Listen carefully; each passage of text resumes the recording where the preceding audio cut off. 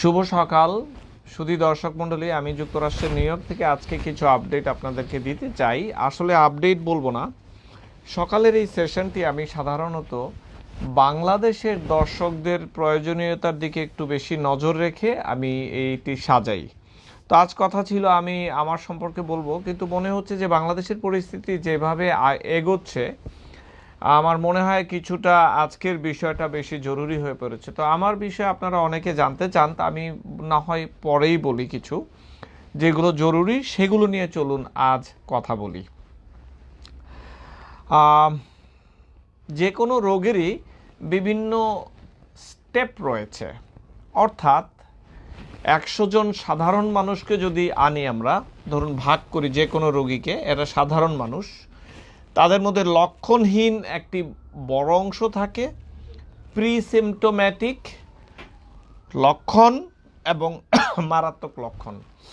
তো সাধারণ মানুষ ধরুন 100, লক্ষণহীন অর্থাৎ এইটিকে আমরা মেডিকেল ভাষায় বলি ক্যারিয়ার। এদের কোনো লক্ষণ নেই, কিন্তু এদের শরীরেও অনেক জীবাণু থাকে।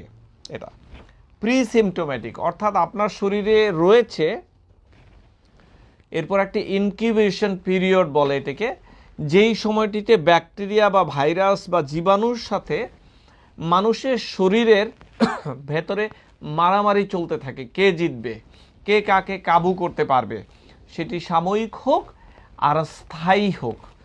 সেইটি সাময়িক হলে মানুষ জিতে যায়, কয়েকদিন সাফার করে, আর যদি স্থায়ী হয় তাহলে মানুষ হেরে যায়, অর্থাৎ মৃত্যু এবং ভোগান্তি। তো এখন প্রিসিমটোম্যাটিক অর্থাৎ এটিকে ইনকিউবেশন পিরিয়ড বলা হয়। করোনা রোগীর ক্ষেত্রে এটি 2 থেকে 6 দিন। এরপর লক্ষণ সহ মানুষ, অর্থাৎ পুরো রোগটি চলতে থাকে, মানুষটি ভুগতে থাকে। মারাত্মক লক্ষণ অর্থাৎ তখন টার্ন করে গিয়েছে, জীবাণু জেতার কাছাকাছি, এরপরেরটিতে নাই বা গেলাম। সো এখন সাধারণ মানুষ, আমরা সবাই জানি আজকের বিষয়টি লক্ষণহীন মানুষ, মারাত্মক একটি ব্যাপার। এটি নিয়ে আমি একটু পরে আসি। এরপর আসুন প্রিসিমটোম্যাটিক, যে ইনকিউবেশন পিরিয়ড বলি আমরা যেটিকে, অর্থাৎ আপনি জীবাণুতে এক্সপোজড হয়েছেন, আপনার শরীরের সাথে কন্টিনিউয়াস মারামারি চলছে, কিছু লক্ষণ আসা শুরু হয়ে গেছে। এই ভাইরাসের গায়ে যে স্পাইকগুলো রয়েছে এগুলো শরীরের ভেতর অ্যাটাক করছে, কোষের মধ্যে লাগছে, লাগার কারণে দেখা যায় যে এই শরীর কিছু রিঅ্যাক্ট করে এবং আস্তে আস্তে লক্ষণ শুরু হতে থাকে এবং ভাইরাস কিছুটা জয়ী হয়ে নিচের দিকে ফুসফুসের দিকে নামতে থাকে। তো এই প্রিসিমটোম্যাটিক বা ইনকিউবেশন পিরিয়ড, সেই সময়টা কেমন, কিভাবে বুঝবেন? শরীর খারাপ লাগবে, দুর্বল লাগবে, জ্বর জ্বর ভাব, পায়ে কামড়ানো, মাথা ব্যথা, খুব ভেগ অস্বচ্ছ লক্ষণ। এটি সব রোগীর ক্ষেত্রেই কিছুটা কাছাকাছি, সব রোগের ক্ষেত্রে। সো এটি শুধু করোনা এটি হলে হয়েছে আর এটি হলে ফ্লু হয়েছে এরকম কিছু নেই। এই জায়গাটি শরীর যখন ফাইট করতে থাকে, আস্তে আস্তে হেলে পড়তে থাকে, এই লক্ষণটি সব রোগের ক্ষেত্রে মোটামুটি কাছাকাছি ইনফেকশনজনিত। আর লক্ষণ সহ মানুষ তো আমরা জানি কি হচ্ছে। তবে প্রিসিমটোম্যাটিক থেকে লক্ষণ শুরু হওয়ার যে এই পঞ্চম বা চতুর্থ বা ষষ্ঠ দিনগুলো, মানুষ ভেদে এগুলো ডিফারেন্ট। এই সময়টিতেই একজন মানুষ আরেকজনকে বেশি রোগ দেয়, অর্থাৎ শরীরের ভিতরে ওই সময়টুকুতে অনেক বেশি ভাইরাস থাকে, যেইটির কারণে এটি অনেক বেশি ছোঁয়াচে। এখন আসুন লক্ষণহীন মানুষগুলোর নিয়ে কথা বলি। এদের কোনো ধরনের লক্ষণ থাকবে না, এরা আপনার আমার মতো স্বাভাবিক মানুষ। এই জায়গাটাতেই মারাত্মক সমস্যা। কোনো জ্বর নেই, কোনো কাশি নেই, কোনো কিছু নেই, এরা সিম্পলি ক্যারি করছে আর মানুষগুলোকে দিয়ে বেড়াচ্ছে। এদের সংখ্যা কিন্তু কম নয়, এদেরকে বলা হয় সাইলেন্ট স্প্রেডার। অর্থাৎ আপনার পাশের যে মানুষটি এই মুহূর্তে বসে আছে, আপনি ভুলেও জানেন না সে সাইলেন্টলি নীরবে আপনার শরীরে বিষ ঢেলে দিচ্ছে কিনা। এইটি একটি মারাত্মক ভয়ের ব্যাপার। আমি বাংলাদেশে এই মুহূর্তে যেহেতু এখন এই ছোঁয়াচের ভাবটি অনেক বেশি, তাই আমি এই বিষয়টি আজকে এখন এনেছি। যারা মাঠে ঘাটে ঘুরছেন তাদেরকে বলছি, আপনারা নিজের ক্ষতি করছেন, আপনারা মানুষের ক্ষতি করছেন, আপনারা পাড়া প্রতিবেশী আত্মীয় স্বজন বন্ধুবান্ধব সবার ক্ষতি করছেন। এই 25% মানুষেরা, প্রায় 25% মানুষ যারা ভুগছেন, তারা বাকিটা 75% এই দিকে যাচ্ছে। অর্থাৎ আপনি বাজারে গিয়েছেন, বাজার করছেন, আপনারা 4 জন মিলে, আপনাদের মধ্যে একজনের এই অবস্থা হতে পারে, যেটিকে আমরা বলি লক্ষণহীন মানুষ। ব্যাপারটি মারাত্মক ভয়ঙ্কর একটি ব্যাপার। আমরা সত্যি ব্যাপার উপাত্তগুলো সায়েন্সকে মানছি না। আমরা সবাই ধরে নিয়েছি আমার হবে না, অথবা আমাদের হবে না, অথবা কি করব। এই জায়গাটিতে আমার খুব ভয় হয়। তবে একটি স্টাডিতে দিয়ে দেখা গিয়েছে যে এরা সাধারণত তরুণ তরুণী এই বয়সটাতেই বেশি। তাই আমি বলছি সবাই মোটামুটি বুঝছেন ব্যাপারটিকে, কিন্তু তরুণ তরুণী যারা আছো তোমরা বুঝতে হবে। হ্যাঁ, তোমরা হয়তো তোমাদের শরীর ক্যারি করছে, তোমার হয়তো কিছুই হচ্ছে না, কিন্তু বাবু তুমি তো সবাইকে দিয়ে বেড়াচ্ছ, সেটির কি হবে? সেইটিই কথা। নিজে হয়তো লক্ষণ নেই, কিন্তু যাকে দিচ্ছ তার হয়তো মারাত্মক লক্ষণ হচ্ছে, অথবা সে মৃত্যুবরণ করছে। একটু ভেবে দেখবে কি তোমরা ব্যাপারটি? ধরুন স্বামী স্ত্রী, স্বামী ক্যারিয়ার, উনি বাইরে যাচ্ছেন সবসময়, তার কোনো লক্ষণ নেই, কিন্তু এই রোগটি দেখা গেল আপনার মাধ্যমে যে কোনোভাবেই হোক আপনার স্ত্রীর কাছে চলে গিয়েছে, এবং সেই ক্ষেত্রে স্টাডি বলছে যে তার জ্বর, কাশি, শ্বাসকষ্ট, ইভেন মৃত্যু পর্যন্ত হতে পারে। অর্থাৎ দেখুন, স্বামী এবং স্ত্রী, একজন লক্ষণহীন মানুষ ছিল, বাহির থেকে নিয়ে এসেছেন, এসে বাড়িতে সবাইকে দিলেন, যার মধ্যে মৃত্যু পর্যন্ত হতে পারে। অর্থাৎ এই ভাইরাসটি শরীরে ঢুকলে সবার ক্ষেত্রে যে লক্ষণ হবে তা নয়, কিন্তু কারো কারো ক্ষেত্রে মৃত্যু পর্যন্ত হয়ে যাচ্ছে। অর্থাৎ ভাইরাসটি বেশ সুবিধাভোগী একটি ভাইরাস। যাকে কুপকাত করতে পারে না তার ক্ষেত্রে চুপচাপ থাকে, আর যাকে কুপকাত করতে পারে তার ক্ষেত্রে সে হার্ড লাইনে চলে যায় এবং সর্বাধিক ক্ষতিটি করে ফেলে সে। এটি একটি দুঃখজনক ব্যাপার, কিন্তু আমরা কেউ মানছি না। আরেকটি কথা, এই দুষ্ট ভাইরাসে আমরা আমরা যারা বিজ্ঞানীরা, যারা ডাক্তার বলুন, যারা ভাইরোলজি নিয়ে পরীক্ষা করছে, তারা আমরা জানি যে সাধারণত একটি ভাইরাস ঢুকলে সে একাই যায়, কিন্তু এই দুষ্ট ভাইরাসটি অনেক ক্ষেত্রে দেখা যাচ্ছে যে সে নিজে একা যাচ্ছে না, সে সাঙ্গপাঙ্গ নিয়ে মানুষকে অ্যাটাক করে। কেমন? ইনফ্লুয়েঞ্জা ভাইরাস তার সাথে অনেক সময় যায়, প্যারা ইনফ্লুয়েঞ্জা ভাইরাস তার সাথে যায়, অ্যাডেনো ভাইরাস অনেক সময় যায়, অন্যান্য রকমের ছোট ছোট ভাইরাসগুলোকে সে সাথে নিয়ে মানুষগুলোকে অ্যাটাক করছে। এই জায়গাগুলোতেই যত আমাদের দুর্বলতা, আমরা বিজ্ঞান এখনো এটি স্টাডি ফেজে আছে, তো এটি নিয়ে খুব বেশি তাদেরও যে অভিজ্ঞতা আছে তা নয়, এগুলো আস্তে ধীরে বের হয়ে আসছে। আসলে চায়না বোধহয় এগুলো জানতো, আমি বিশ্বাস করতে শুরু করেছি। না হলে এই নতুন নতুন তথ্যগুলো আমেরিকা থেকে কেন আসতে হবে? তারা তো আমেরিকা থেকে 4 মাস এগিয়ে ছিল। আর চায়নাকে আমি তো বলবো না যে তৃতীয় বিশ্বের দেশ, তাদের মেডিকেল সায়েন্স অতটা ভালো নয়। আমি বিশ্বাস করতে শুরু করেছি কিছুটা তাদের বেয়াদবিটা। যাই হোক, ওইদিকে নাইবা গেলাম। এর পরের যে প্রশ্ন, তবে কি এই অ্যাসিমটোমেটিক বা প্রিসিমটোমেটিক এই মানুষগুলো কি আসলে সত্যিই খারাপ? না, তা খারাপ নয়। এই মুহূর্তে একটি কাজ হবে আমাদের, আমরা ধরে নেব যে কোনো মানুষ আপনার আশেপাশে আছে, তাদের করোনা আছে, তাদের লক্ষণ থাকুক বা তাদের লক্ষণ না থাকুক। এইটি হচ্ছে আজকের মেসেজ। অর্থাৎ সবাই মাস্ক পরে ঘুরবেন, সেটি বাড়ির ভেতরে হোক বাড়ির বাহিরে হোক, সবাই গ্লাভস পরে হাঁটবেন, সেটি বাড়ির ভেতরে হোক বাড়ির বাহিরে হোক। এইটি হচ্ছে মেসেজ আপনাদের কাছে, বাংলাদেশবাসীর কাছে আমার অনুরোধ, সবাইকে বলুন ডিস্টেন্স মেনটেন করতে। ডাইনিং টেবিলে বসে সবাই কাছাকাছি খাবার দাবার খাবো আগামী 1 মাস 1.5 মাস নাই বা করলাম, সবাই খাবার নিয়ে চলে গেলাম যার যার কাছ থেকে। ব্যাপারগুলো সবাইকে বুঝতে হবে। এই যে ডিস্ট্যান্সিং কথাটা বলা হচ্ছে, এটি বারবার বলা হচ্ছে এই কারণে, এই মুহূর্তে বিজ্ঞানও অনেক কিছু জানে না, তাই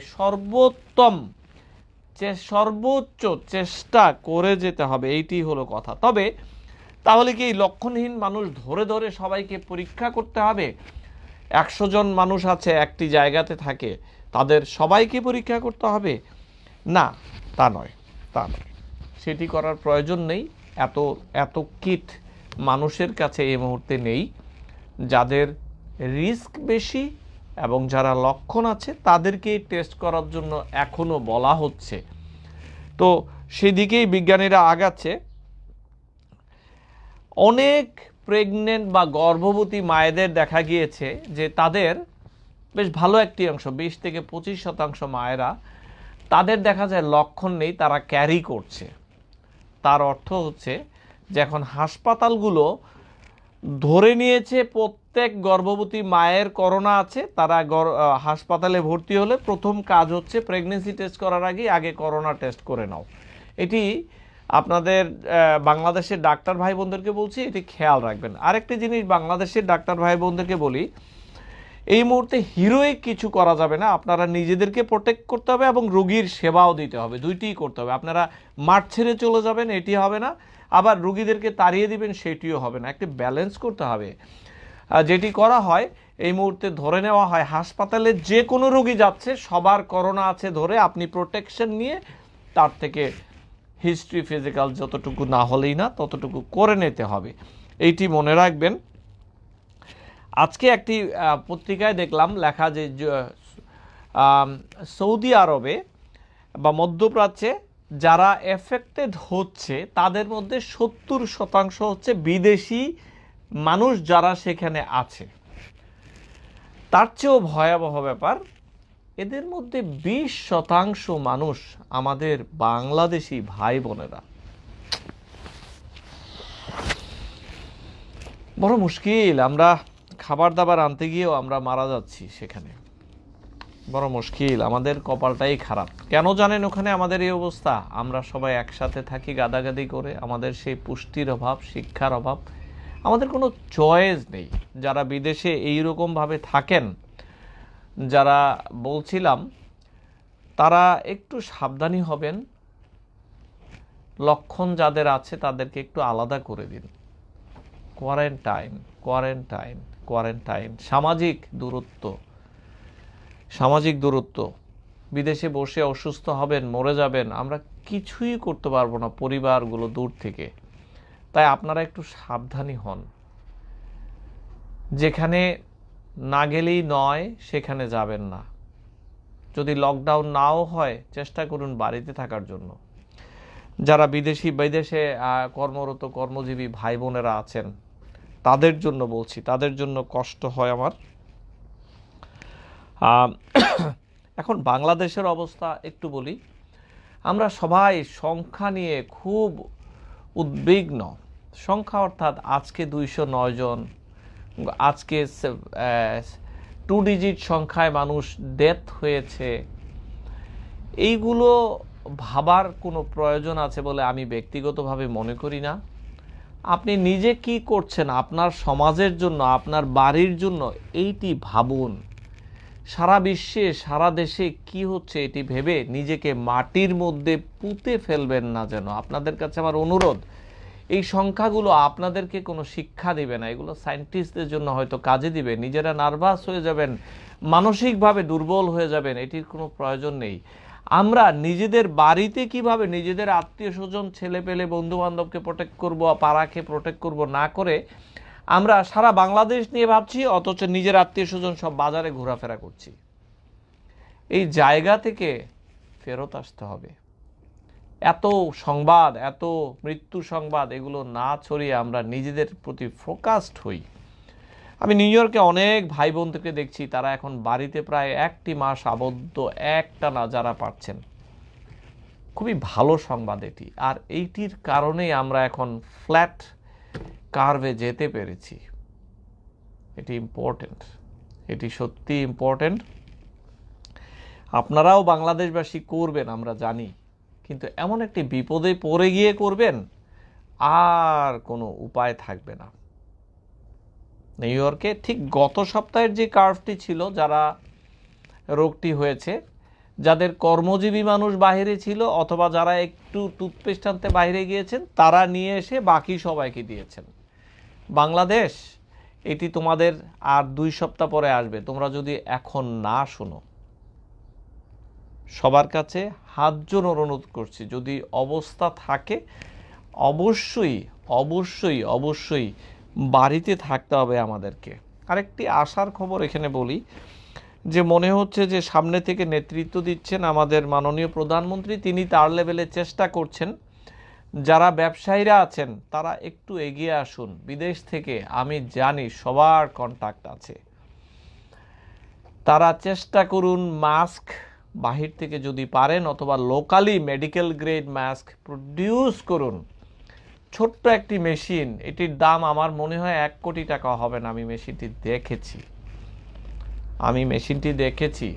চায়নাতে গিয়ে নিয়ে আসুন মেশিন, কোনো অসুবিধা নেই। এই মুহূর্তে মাস্ক, গ্লাভস মারাত্মকভাবে প্রয়োজন। সমস্ত ব্যবসায়ীদের প্রতি আমার অনুরোধ, আপনারা এই কাজটি করুন, এনে দিন। ডাক্তার সমাজ বা স্বাস্থ্যকর্মীরা তাদের জীবন দিয়ে হলো এই জাতির পাশে দাঁড়াবে, কিন্তু তাদের পাশে এই অস্ত্রগুলো তো দিতে হবে। ম্যাসিভভাবে যদি এখন তাদের কাছে না দিই, লাভ হবে না। যুক্তরাষ্ট্রে ঠিক এই অবস্থাটি হয়েছিল 3 সপ্তাহ আগে। তারা 3 সপ্তাহে নিজেরা প্রোডাকশন শুরু করেছে। তাদের কাছে মেশিনপত্র ছিল না, কিন্তু তাদের কাছে এই বিজ্ঞানটি ছিল। তারা মেশিন তৈরি করে বানাতে শুরু করেছে। ছোট্ট একটি মেশিন, হয়তো 10 ফুট বাই 10 ফুট জায়গার মধ্যে এটি বসিয়ে দিতে পারবেন। সত্যি বলছি আমি। মিলিয়নস অফ মাস্ক এবং গ্লাভস তৈরি করুন। বাকিটি আমরা পুরো পিপিই যে ব্যবস্থাটি আমরা ডাক্তাররা করে নেব। আপনারা আমাদেরকে মাস্ক এবং সার্জিক্যাল মাস্ক সাথে গ্লাভস দিন। ব্যবসায়ীদের প্রতি আমার অনুরোধ, এখানে ডাক্তারদের ভূমিকা নাই, সরকারের ভূমিকাও অতটা থাকবে না। ব্যবসায়ীরা শুধুমাত্র পারবেন। বাংলাদেশের এই ব্যবসায়ীরা 2 সপ্তাহে ভেন্টিলেটর তৈরি করতে পেরেছেন। এটি আশার বিষয়। বাকি যত ব্যবসায়ী আসেন একটু খবর নিন। N95 হতেই হবে এইটি নয়, সার্জিক্যাল গ্রেড মাস্ক। আর ব্যবসায়ীদের প্রতি আরেকটি অনুরোধ, যারা ব্যবসায়ী বা ধনাঢ্য মানুষ আছেন, পাশের মানুষগুলোর দিকে তাকান।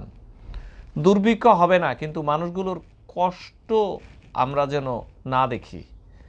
প্রচুর মানুষ আছেন যারা দিন আনে দিন খায়, তাদের পাশে একটু দাঁড়াতে হবে। This is the time.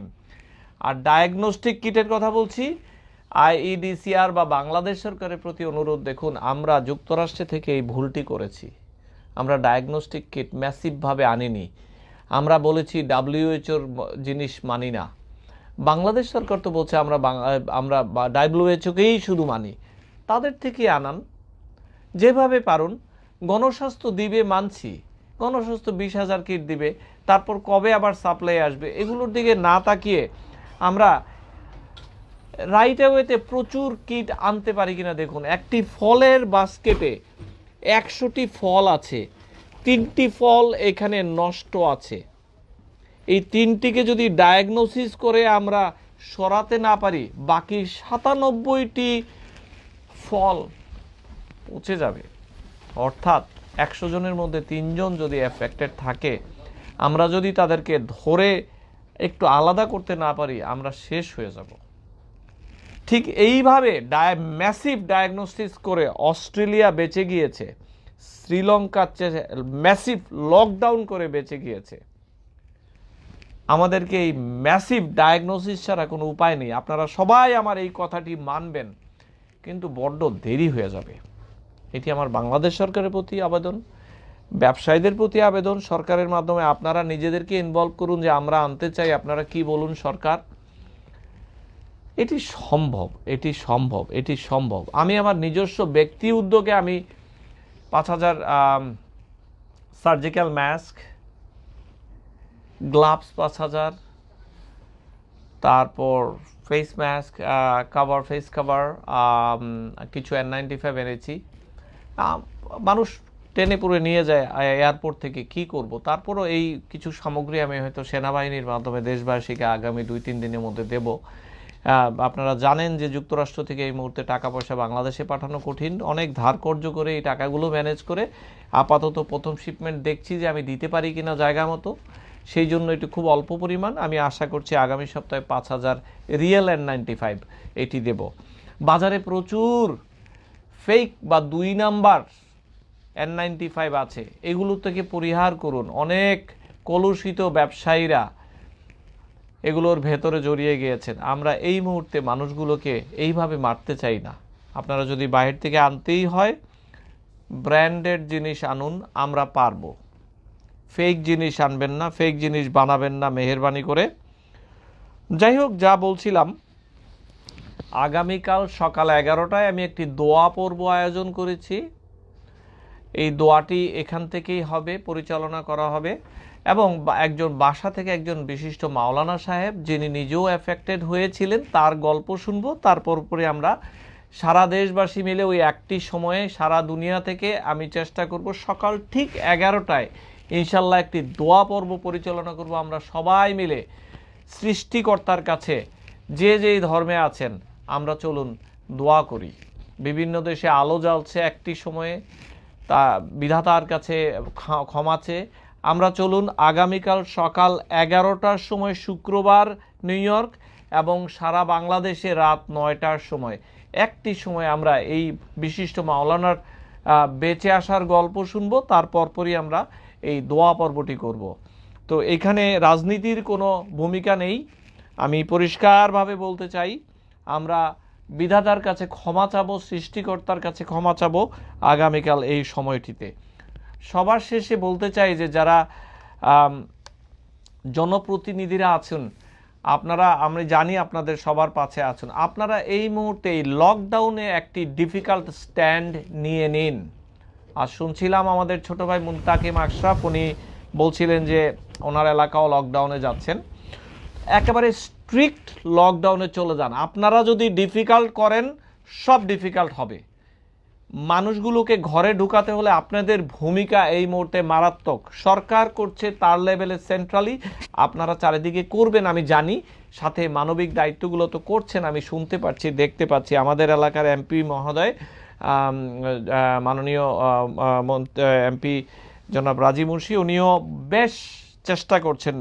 এখন সব সারা দেশে আপনাদের মাধ্যমে লকডাউন করতে হবে, মিনিংফুল লকডাউন, মানুষকে বাড়িতে ঢুকিয়ে দিতে হবে। আসুন কিছু প্রশ্নের উত্তর নেই। আজ অনেক কথা হলো, কিছু আবেগী কথাও বললাম।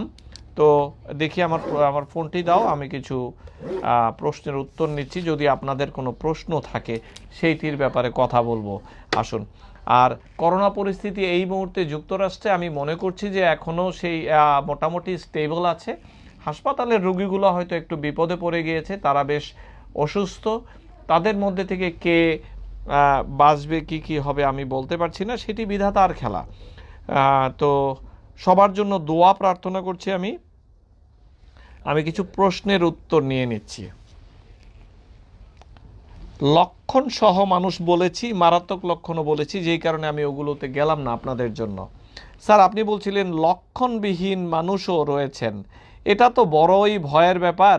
তাহলে তাদের থেকে দূরে কিভাবে থাকবো? শুধু ভাইয়া 6 ফিট দূরত্ব মেনটেন করুন প্রতিটি মানুষ থেকে আগামী 3টি সপ্তাহ। আমি আর কিছু চাচ্ছি না, আপনার কিচ্ছু করতে হবে না। প্যারানয়েড হন, অর্থাৎ সন্দেহপ্রবণ হন। আপনার কাছে কেউ আসতে চাইলে চোখের ভাষায় বুঝিয়ে দিন যে নো, আমি এইটি দেখতে চাই। যুক্তরাষ্ট্রে আমি অবাক হয়ে যাই, মানুষ সবাই খুব প্যারানয়েড। আমার নিজের 2 সন্তান, তারাও বলে যে বাবা নো, বাড়ির ভেতরের কথা বলছি। সো গুড, আমরা সবাই এইভাবে শিক্ষিত হতে চাই। ডায়াগনস্টিক কিট দিয়ে এই লক্ষণহীন মানুষগুলোকে খুঁজে বের করা 16 কোটি মানুষকে, এটি সম্ভব নয় বাস্তবভাবে। আমরা একে আর ওকে যেন দোষ না দিই, আমরা নিজেরা কি করছি সেইটি নিয়ে আমাদের এখন চিন্তা করা উচিত। বাঘ আসবে আসবে, প্রথম দিকে ভেবেছিলাম বাঘ আসবে না, সবাই বলছিল বাঘ আসবে না, বাংলাদেশের কথা বলছি।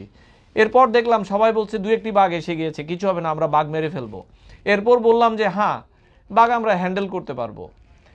আমরা ইন্ডিভিজুয়াল লেভেলে আমি সবার কথা বলছি। এরপর এখন কি হয়েছে, আমরা সবাই ভেবেই নিচ্ছি বাঘ এসে গিয়েছে, ঘরের মধ্যে ঢুকে গিয়েছে, আমরা সবাই মারা যাচ্ছি। হ্যাঁ, এইগুলো ঠিক নয়, আমাদেরকে পারতেই হবে। আমরা দুর্ভিক্ষ ফেস করেছি, আমরা মুক্তিযুদ্ধের সময় না খেয়েছিলাম, ৭৫-এর সময় আমরা মারাত্মক প্রবলেমে ছিলাম, তারপর ২১টি বছর আমরা মারাত্মক, আমরা পারবো, কিন্তু আমাদেরকে একটি প্ল্যান করে এগুতে হবে।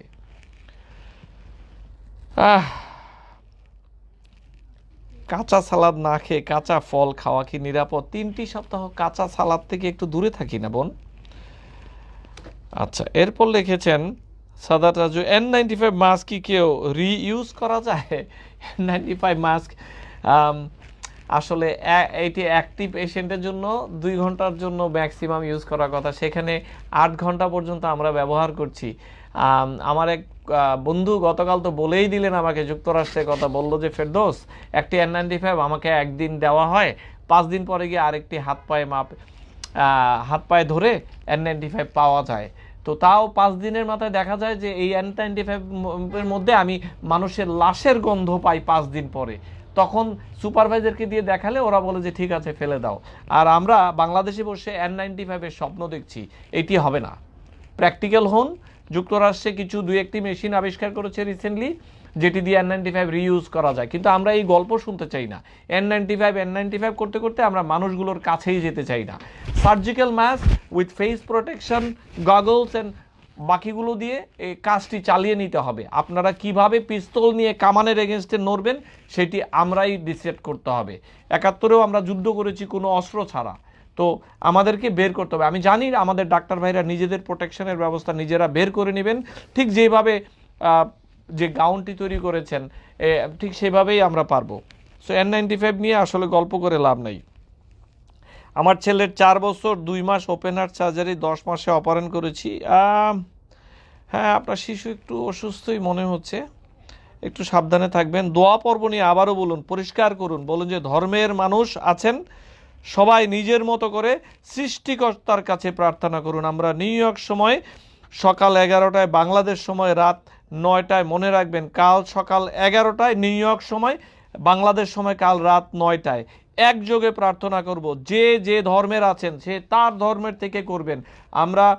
আমরা একজন বিশিষ্ট মাওলানা থাকবেন, তিনি আক্রান্ত হয়েছিলেন, মৃত্যু দেখে এসেছেন, তার থেকে তার বেঁচে আসার গল্প শুনবো অল্প সময়, তারপর আমরা তার মাধ্যমে আমরা দোয়া প্রার্থনা করব।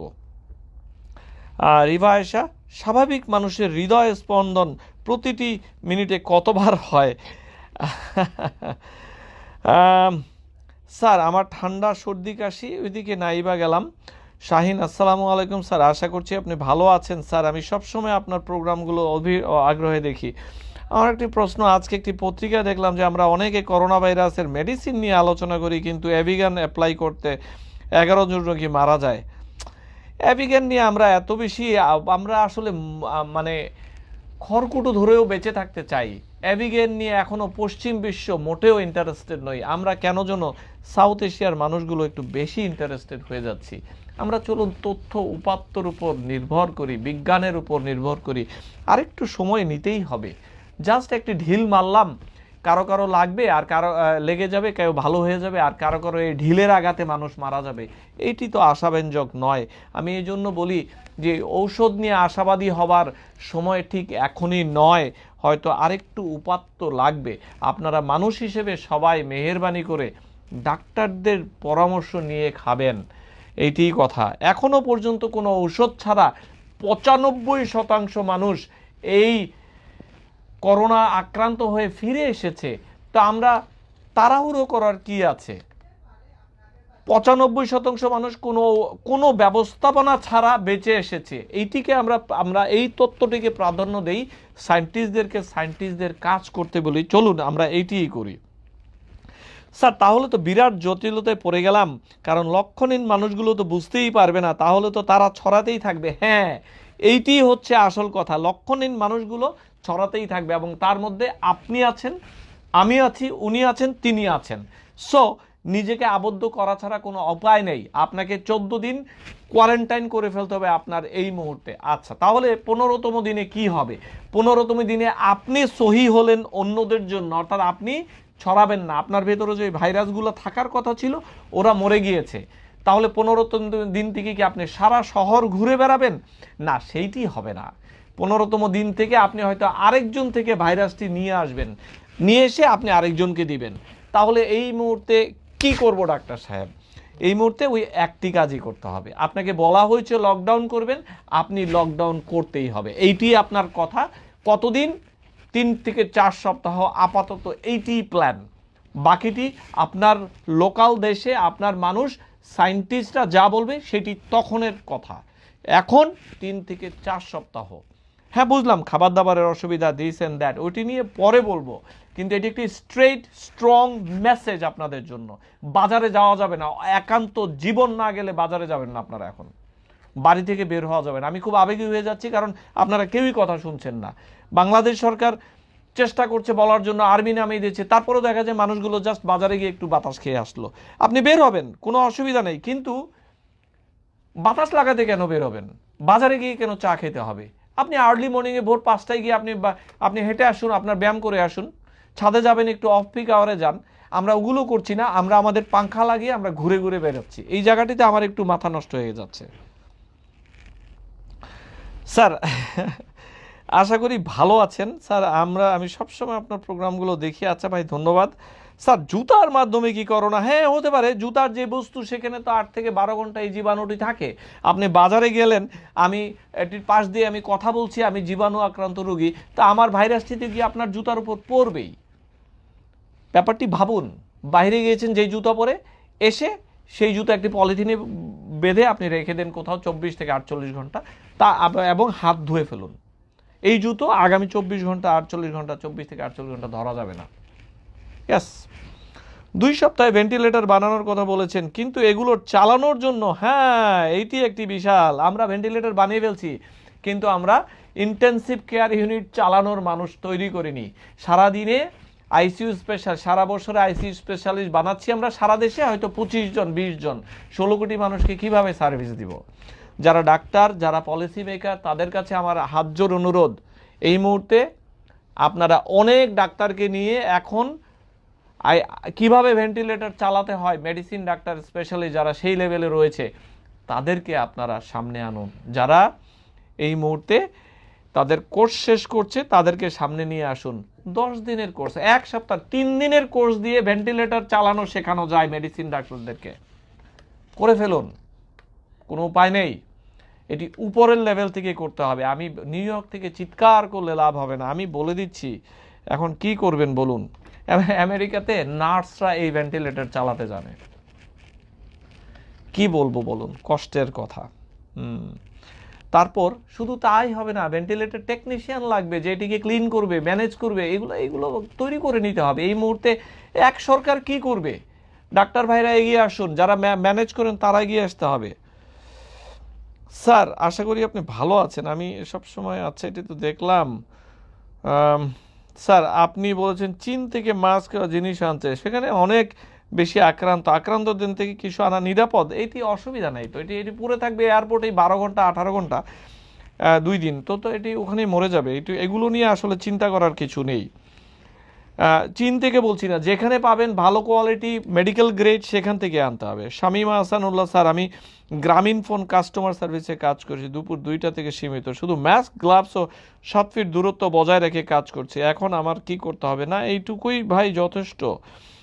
তাহলে তো বিরাট জটিলতায় পড়ে গেলাম। উনি লিখেছেন স্বাভাবিক মানুষের হৃদয় স্পন্দন, বলেছেন মুহিদ বিন নূর। ডিপ্রেশন হিয়ার যাচ্ছে দোস্ত, ডিপ্রেশন বেড়ে যাচ্ছে। আমার বন্ধু লিখেছেন ডিপ্রেশন, হ্যাঁ ডিপ্রেশন এই মুহূর্তে 100% মানুষ করোনায় আক্রান্ত, 50% করোনায় শারীরিকভাবে আক্রান্ত, আর বাকি 50% মানুষ করোনার মানসিক রোগী হয়ে গিয়েছে।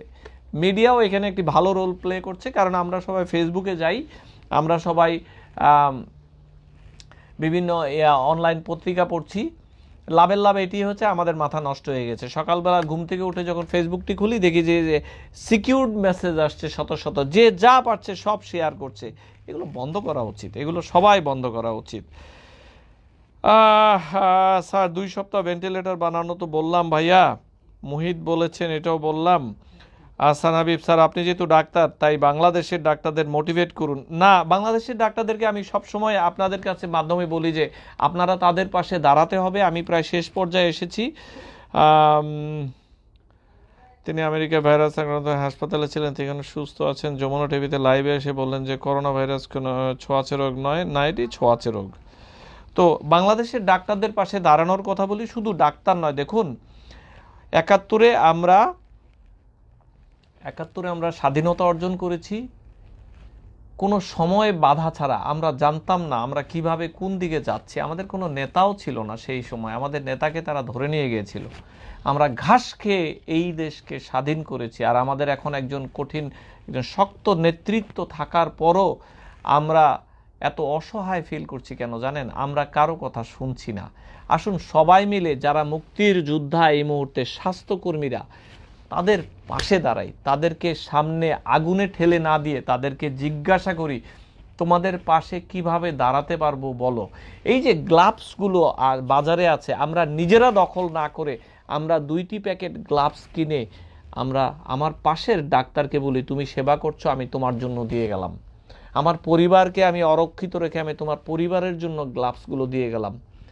খুব ছোট্ট ব্যাপার, কিন্তু না হলে দুদককে কেন আসতে হবে যে ডাক্তারদের বাড়ি থেকে উচ্ছেদ করার মতো মানসিকতা মানুষের আছে, সেখানে দুদক আসতে হবে? আমরা কতটা হীনমন্যতায় ভুগি চিন্তা করুন। আমাদের সবার দায়িত্ব, শুধু ডাক্তার নয়, নার্স, সেবিকা, দারোয়ান হাসপাতালের, তাদের সবাইকে আমরা বলি তোমরা কাজ করো, আমরা তোমাদের সব কিছু দেখছি। এটি আমাদের নৈতিক দায়িত্ব। 71-এ যেভাবে আমরা যুদ্ধ করেছি, মুক্তিযোদ্ধাদেরকে আমরা এক মুঠো মুড়ি হলেও দিতে পেরেছি, আমাদের পর্যায় থেকে এটি করতে হবে। কাদা ছোড়াছড়ি আমরা অনেক করেছি, আর নয়, আর নয়, আর নয়। আমি দুঃখিত, আমি ব্যাপারগুলোতে আবেগী হয়ে যাই, একটু কথা বেশি বলি। মেডিসিন বিশেষজ্ঞ তো আমাদের অনেকটা হকারের মতো কাজ করতে হয়। তো যে যেখানে থাকুন সুস্থ থাকুন, ভালো থাকুন। আজ রাতে খুব সম্ভবত একজন মানসিক রোগ বিশেষজ্ঞ, বিশিষ্ট মানসিক রোগ বিশেষজ্ঞ, ওনাকে সাথে নিয়ে কাজে আপনাদের সামনে আসবো আবারও। সবাই যে যেখানে আছেন সুস্থ থাকুন, ভালো থাকুন, মেন্টালি স্ট্রং থাকতে হবে। আমি যুক্তরাষ্ট্রের নিউ ইয়র্ক থেকে ডাক্তার ফেরদৌস খন্দকার বলছি।